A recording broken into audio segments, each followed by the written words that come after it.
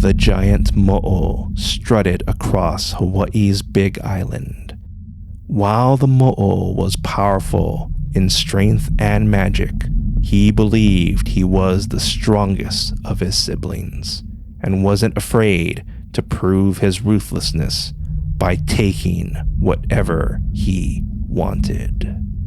The mo'o's eyes narrowed on the snow-capped Mauna Kea, the realm of Poliahu and her sisters. Then he faced the fiery Kilauea, the domain of Pele. The mo'o detested gods, especially goddesses, because they were merely women. These goddesses needed to be taught a lesson once and for all. The mo'o continued his walk and plotted the goddess's demise. He formulated a foolproof plan and found himself beside a beautiful waterfall. An enchanting voice halted the mo'o. He scurried beside the cliffs and discovered the mesmerizing voice came from the goddess Hina. Hina's intoxicating beauty sparked desire in the mo'o. He went to claim Hina as his, but saw her wish her son, Maui, good luck in his fishing endeavor. These events set the stage for the Battle of Maui versus the Dragon, and this is Legends from the Pacific.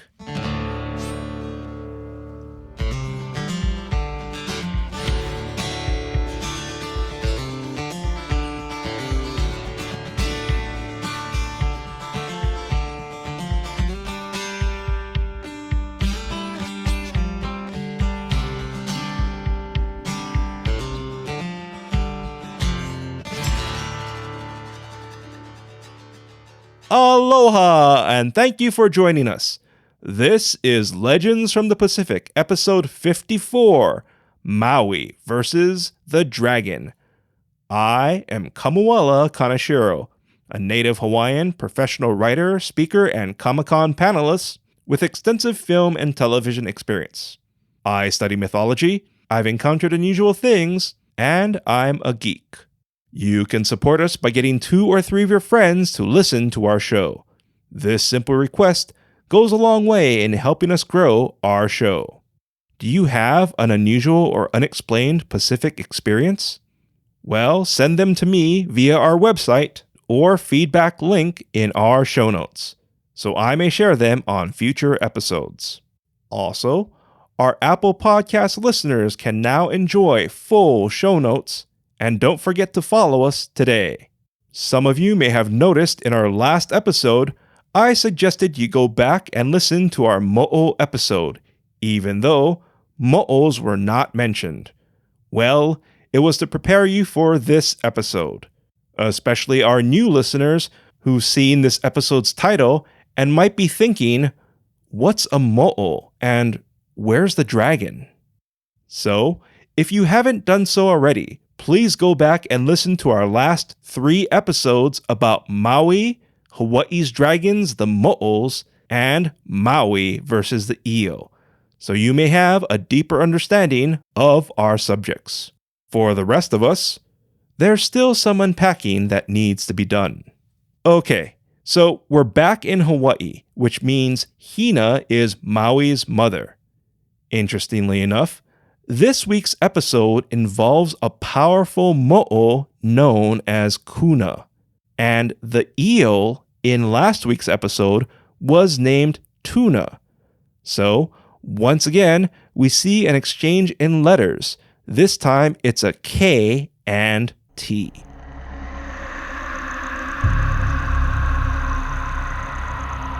The following is a Legends from the Pacific original story and is based on cultural records.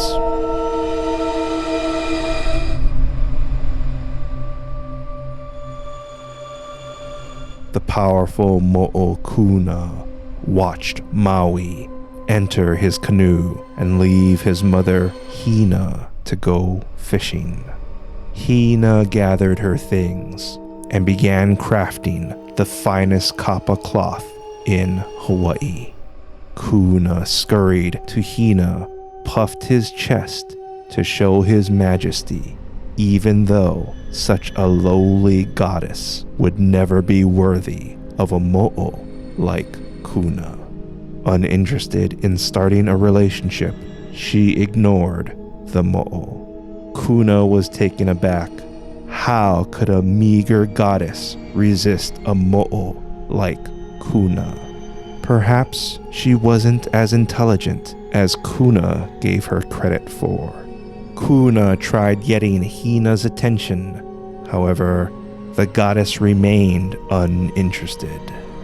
Kuna was seething, and while he could transform into a handsome human, he never did, because he felt his mo'o form was perfection. Kuna towered over Hina and said, "I am the land's most powerful mo'o, Kuna. This land and everything on it belongs to me, so you are now mine. Be grateful. I am bestowing you the honor of being with me."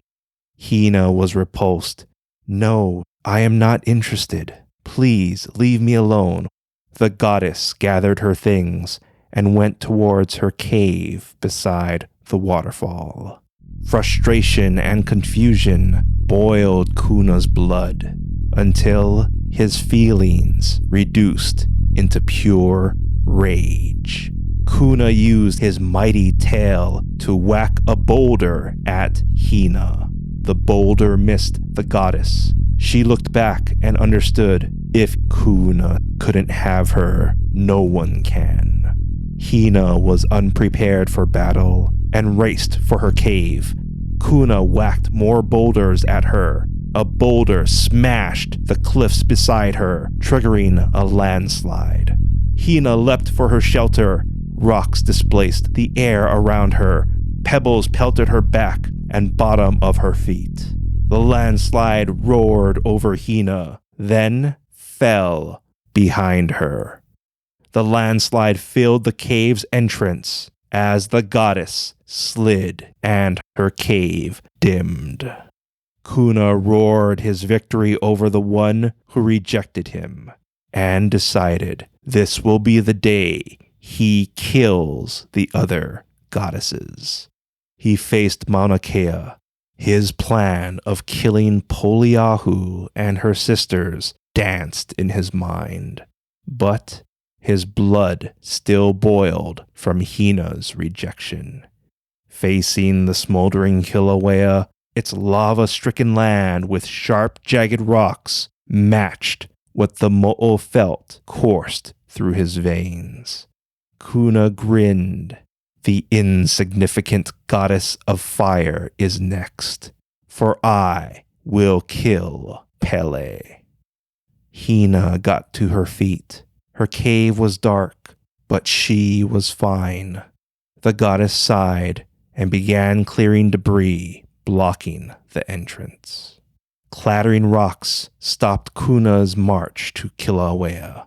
He listened, filtering out the wind and waterfall. He verified the rocks were being moved from the cave's entrance. Hina was alive. Kuna raged and whacked a massive boulder to the blocked cave. Hina tossed a rock, sighed, and faced the rock pile. The boulder struck the pile, blasting debris at the goddess. Kuna faced the boulder wedged in Hina's cave and closed his eyes. He didn't hear Hina stir. His nostrils flared as her blood tainted the air, then drenched it, like the scent of rain during a downpour. Kuna heard trickling water. The landslide rerouted the water, and it was filling the cave. Kuna roared and laughed at the pitiful woman who rejected him. As Kuna mocked Hina, a cloud over the cave rose. Maui was out at sea, but he always kept an eye towards the big island. While he was pulling in his catch, he saw the cloud lift into the space between the heavens and the land.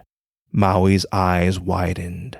The cloud was a signal that something was wrong with Hina. The demigod tugged his catch into his canoe, bashed it with his club, grabbed his paddle, and headed home. Fueled by confusion and urgency, Maui was back at the big island in a few strokes. But the land didn't stop him as the demigod beached his canoe and continued. Maui's speed and swiftness was so great that when Kuna heard Maui start paddling, the demigod was disembarking his canoe below the mo'o to save Hina. Kuna sneered at Maui. "I'll show this insignificant demigod who rules this land." Kuna reared up to pounce Maui. Maui heard Kuna and faced him. The demigod's piercing eyes froze the mo'o and drained Kuna's confidence. Kuna tried shoring up his courage. The demigod drew his club and bashed the boulder, blocking the cave. The force of the impact blew water from the falls into Kuna's face. The boulder was shattered and water drained from the cave. Maui ran in and found his unconscious mother. He revived her, and Hina woke. He asked what happened. Hina said Kuna, the mo'o, did this and harassed her. Maui crushed a rock in his hand, grabbed his spear, picked up his club, and ran out. Kuna heard what happened in the cave. The mo'o's mouth formed a grin.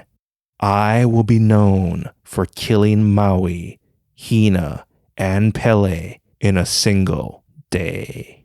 Kuna heard Maui running out to meet him, and the mo'o readied himself. Maui emerged holding his club and spear, squinted against the sun, and faced the mo'o. "Kuna, I'm going to kill you for attacking my mother." Something welled up inside Kuna as he looked down upon the demigod who fished up the islands and slowed the sun. The mo'o reared up and ran.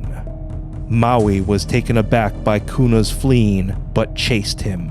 Kuna needed to get away from Maui, but Maui was faster than Kuna thought. The mo'o realized Maui may be strong on land, but I am stronger in water. Kuna saw several pools ahead and sprinted for them. Maui knew mo'os were powerful water spirits and needed to stop Kuna before he reached the pools.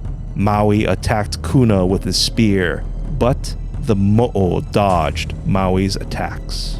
Kuna was beside the pools. With one last chance, Maui threw his spear, but missed, and Kuna jumped into the pool.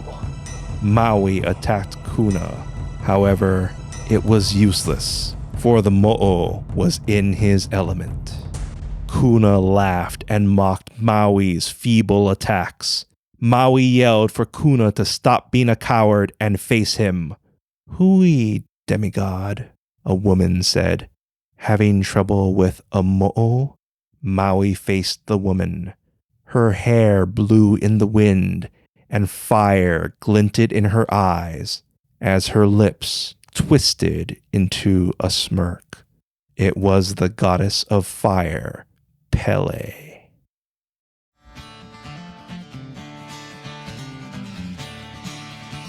Sorry, we went a little overtime on this one. See you next week for part 2. One last thing before we go, you might have heard the word hui.